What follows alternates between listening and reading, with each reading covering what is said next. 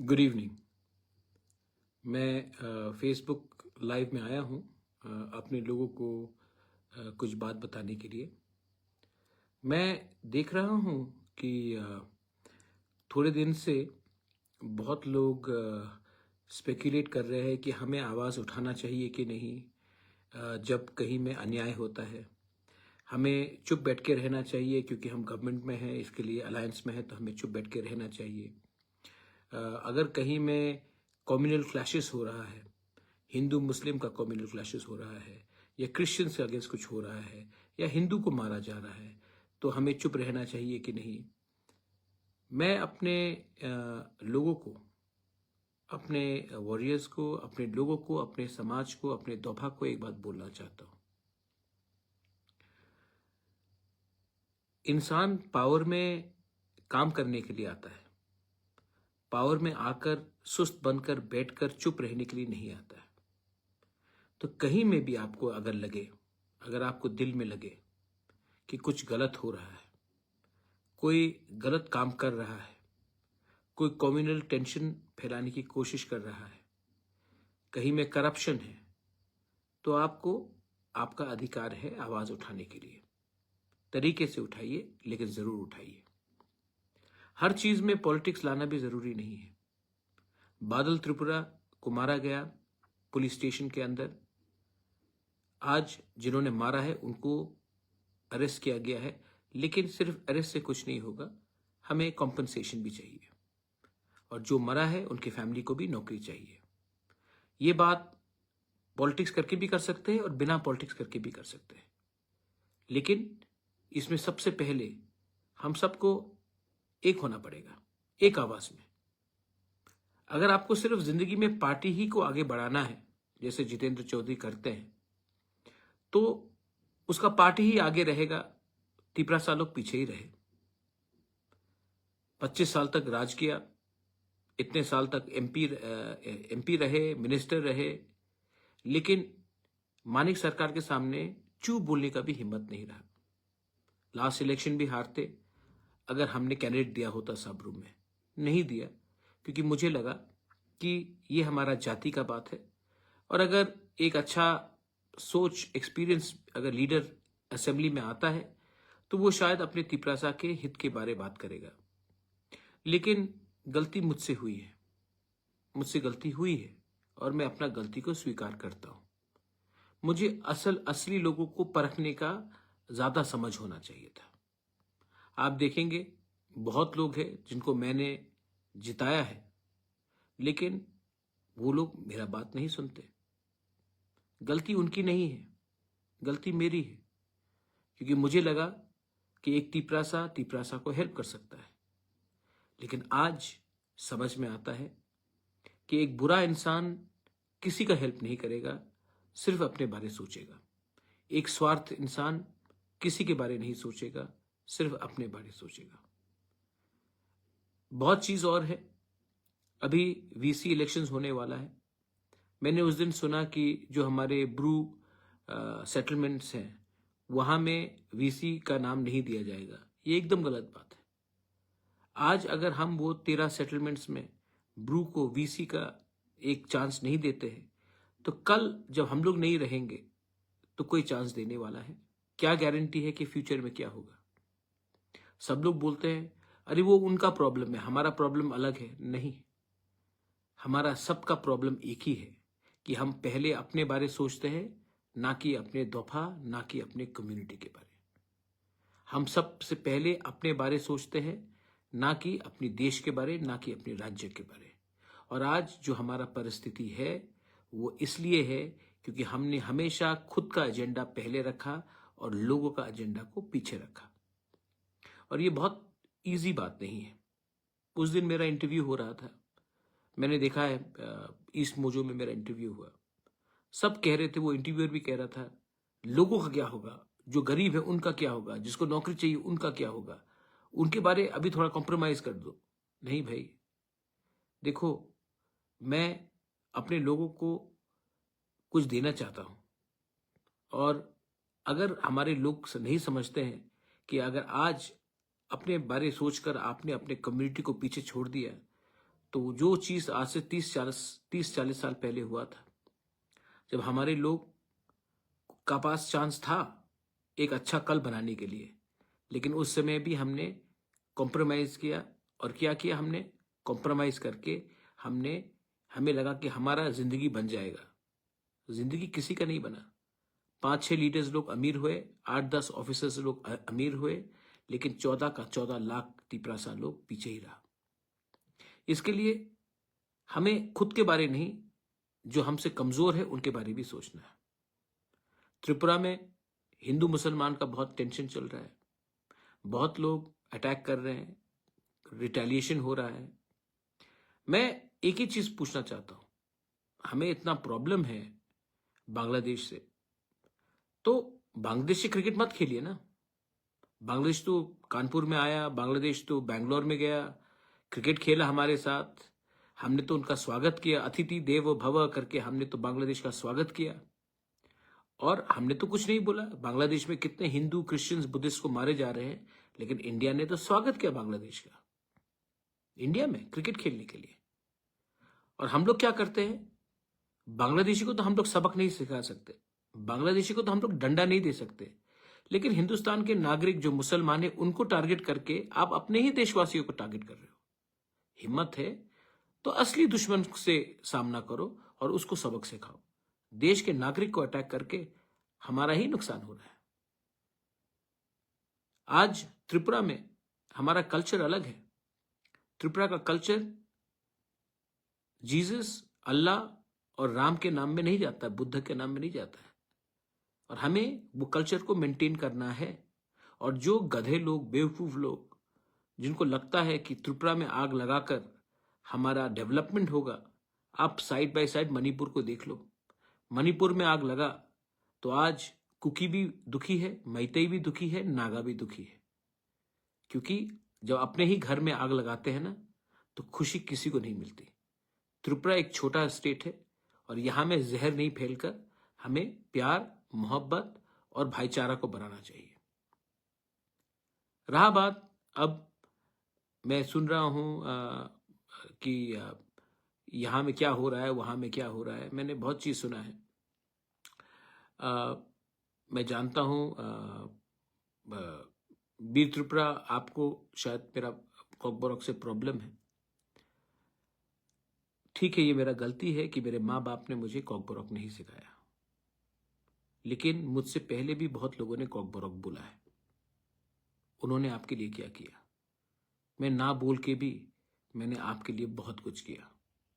लेकिन यही तो प्रॉब्लम है, आप कान से सुनते नहीं हो, आंख से देखते नहीं हो, नाक से सूंघते नहीं हो। आप सिर्फ पॉलिटिक्स करते हो, आप सिर्फ किसी का बुराई देखते हो। किसी का अगर बुराई देखना है तो आपको भगवान में भी बुराई दिखाई पड़ेगा। और अगर आपको अच्छाई देखना है तो जो आपका शत्रु है, जो आपका दुश्मन है, उसमें भी यू विल सी गुडनेस।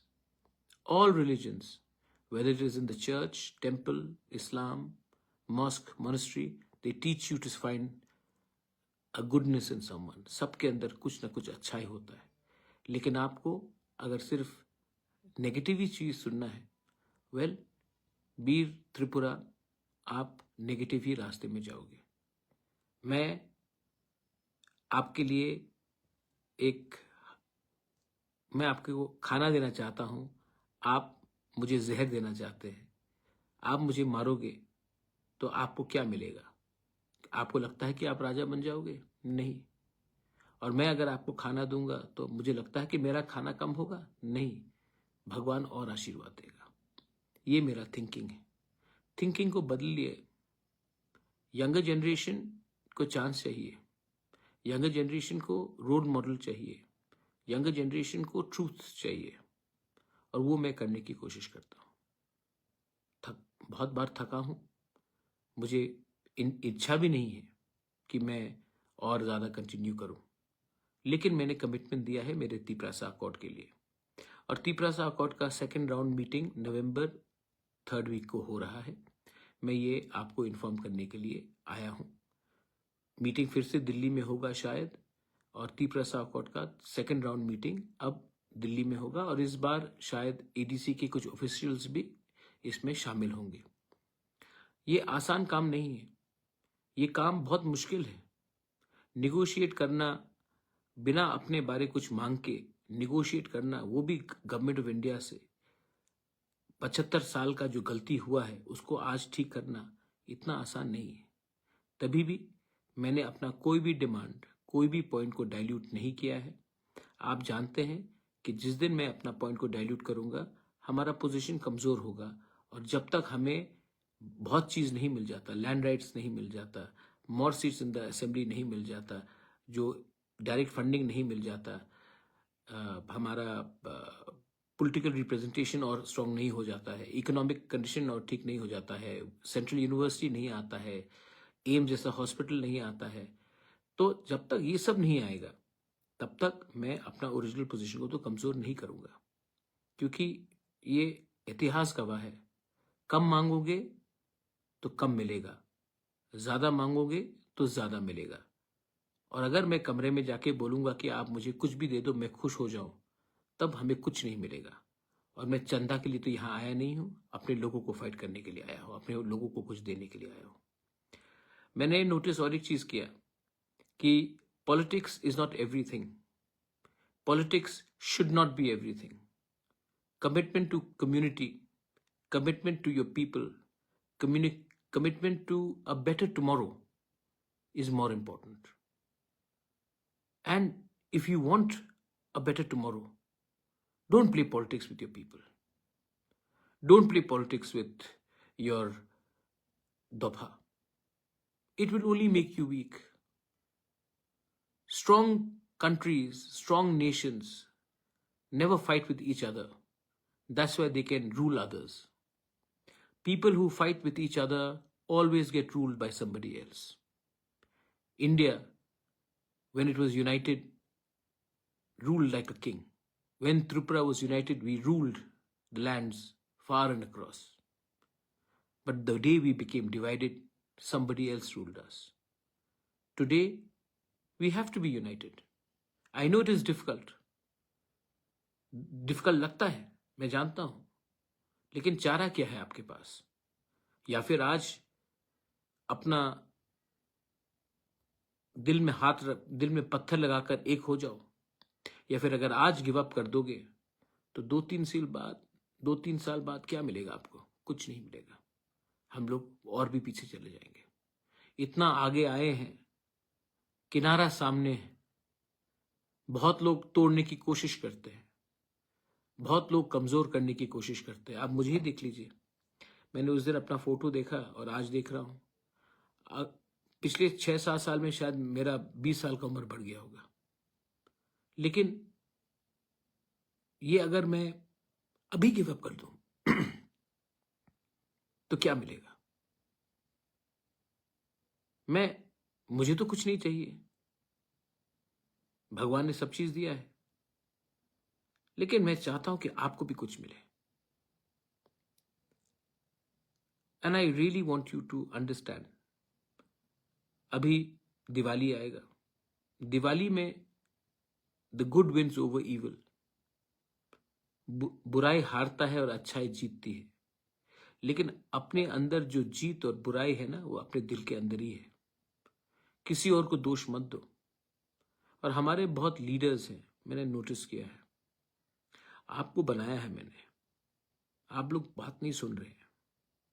अगर आप लोग बात नहीं सुनेंगे तो मेरे पास जो असली ओरिजिनल वॉरियर्स थे, जो मेरे संग एनजीओ से तिपरा मोथा में आए, वो टाइम भी उनके पास कुछ नहीं था, आज भी उनके पास कुछ नहीं है, लेकिन मैं जानता हूं कि वो लोग रियल वॉरियर्स थे।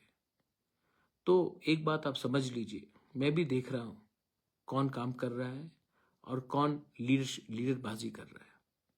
तो पब्लिक ने मुझे बनाया, मैं पब्लिक को कुछ देना चाहता हूं और मैं जानता हूं कौन जेन्युइन है और कौन थोड़ा सा हिल रहा है इधर से उधर।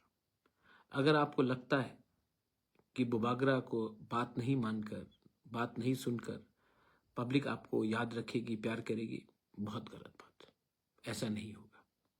You are here to fight for your people, fight for your rights, fight for a better tomorrow. So don't give up and keep on trying to improving yourself every day. Last में मैं सबको एक ही बात बोलना चाहता हूं। हमने alliance किया है अकॉर्ड के लिए।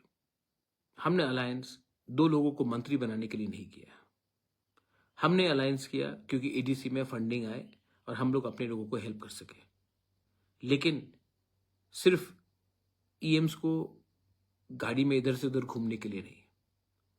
हमने मौथा बनाया सब वॉरियर्स को ऊपर से लेकर नीचे तक ग्राउंड में काम करने के लिए।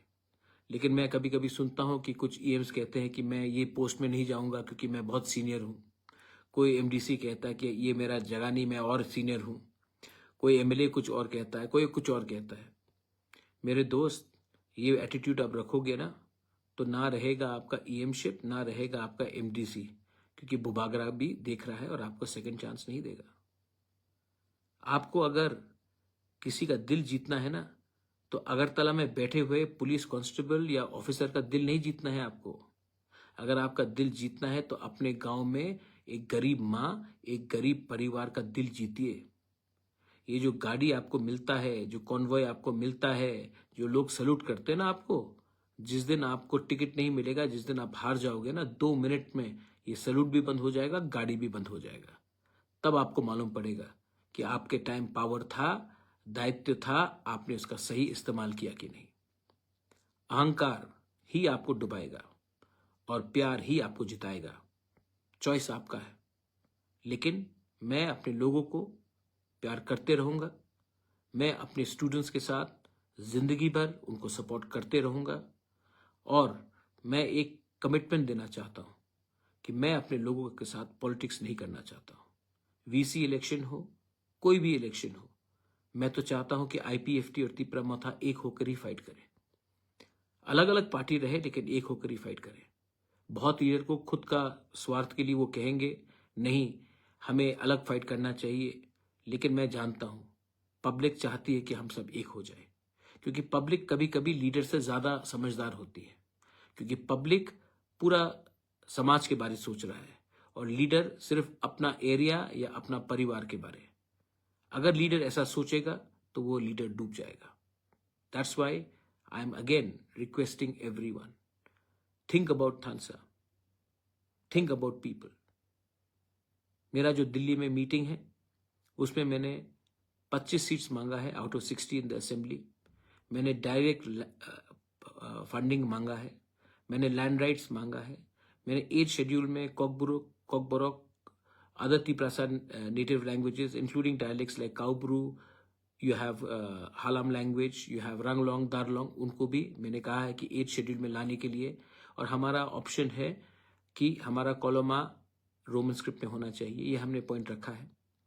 हमने कहा है कि हमारे जो पट्टा देने का अधिकार, लैंड राइट्स का अधिकार, ये सब हमारे एडीसी के पास होना चाहिए, क्योंकि आज भी तिपरासा अपने गांव में रहकर अपना जमीन का मालिक नहीं है।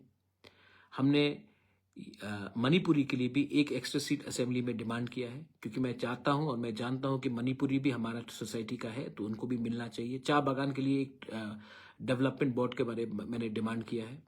मैंने कहा है कि हमारा जो फंडिंग है आज के दिन वो स्टेट के थ्रू नहीं, सेंटर के थ्रू होना चाहिए। एक मैकेनिज्म होना चाहिए। 125th अमेंडमेंट को पार्लियामेंट में पास होना ही पड़ेगा, उससे हमें फाइनेंशियल ऑटोनॉमी मिलेगा। मैंने सेंट्रल ट्राइबल यूनिवर्सिटी डिमांड किया है, मैंने एम्स लाइक हॉस्पिटल डिमांड किया है, मैंने बहुत चीज डिमांड किया है। और मैं चाहता हूं कि ये सब चीज इंप्लीमेंट हो। अगर ये सब चीज इंप्लीमेंट होगा तो मुझे क्या मिलेगा? मैं तो उस सेंट्रल यूनिवर्सिटी में नहीं पढ़ूंगा, मैं तो उस एम्स हॉस्पिटल में नहीं जाऊंगा। जब लैंड राइट्स मिलेगा, पहले से भगवान ने मुझे बहुत लैंड दिया, मुझे तो और लैंड नहीं चाहिए। अगर सेंटर से फंडिंग आया, मेरे पास तो खुद का बिजनेस है, मुझे तो सेंटर का फंड का दरकार भी नहीं है। मैं चाहता हूं कि ये सब चीज हमारे लोगों के पास जाए, तभी हमारे दोस्त लोगों को लगेगा 75 साल बाद कि हाँ, हम आज इंडिया का एक हिस्सा हैं और त्रिपुरा एक अच्छे रास्ते में डेवलप हो रहा है। ये आपके माँ बाप लोग शायद नहीं जानेंगे, जो आपके दादू है वो नहीं समझ पाएंगे। उनको लगता है कि अभी हमें क्या मिल रहा है वही इंपॉर्टेंट है। लेकिन आपका दादू, आपका माँ बाप, उनका तो समय गया, वो तो 55 के हो गए, 60 के हो गए, 70 के हो गए। स्ट्रगल किसको करना है? अगर आज ये सक्सेसफुल नहीं हुआ तो नुकसान किसका होगा? हमारे आज जो 15 साल, 20 साल, 25 साल, 30 साल के जो यूथ है, 35 year old youth, 15 year old youngsters, 20, 25 college going, school going, ये आपका भलाई के लिए है। तो मुझे तो आपके बारे सोचना है, जिसका जिंदगी आगे है, ना कि उनके बारे जिन्होंने हमेशा उनके दिल में था कि अब और कुछ नहीं होगा, छोड़ दो, कॉम्प्रोमाइज कर दो। ये मैं आज आपको एक मैसेज दे रहा हूं। आने वाले दिन में अभी दिवाली है, दिवाली के बाद और फेस्टिविटीज होगा, उसके बाद त्रिंग होगा, उसके बाद क्रिसमस होगा, न्यू ईयर्स होगा। हम 2025 पॉजिटिव होके भी चल सकते हैं, या फिर ये आने वाला साल नेगेटिव बनकर एक दूसरे को मार धोर के, काट के, गाली देकर हम एक संघ को, एक सबको डुबाकर बर्बाद भी कर सकते हैं। चॉइस आपके पास है। आसान है किसी को गाली देना, आसान है किसी को धुतकारना, मुश्किल रास्ता है एक दूसरे को प्यार करना। और मुझे जो भी करना है वो मैं करूंगा।